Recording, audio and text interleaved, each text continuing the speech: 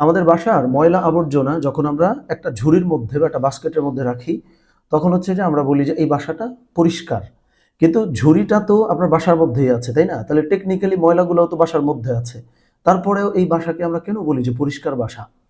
তার মানে একটা ঘরকে পরিষ্কার বাসা হওয়ার জন্য বা পরিষ্কার ঘর হওয়ার জন্য এইটা জরুরি না যে ওই ময়লাগুলা বাইরে ছুঁড়ে ফেলে দেওয়া, বরং এইটা জরুরি যে বিচ্ছিন্নভাবে ছড়িয়ে ছিটিয়ে থাকা ময়লাগুলো গোছায় কোনো একটা ঝুড়ির মধ্যে রাখা।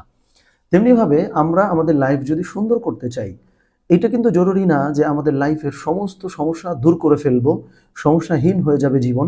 বরং এইটা জরুরি যে আমাদের জীবনে যে সমস্যাগুলো হচ্ছে এগুলোর একটু সাইডে রাখা, এটার একটু অন্যভাবে দেখতে পারা, দৃষ্টিভঙ্গিটা বদলায় ফেলা।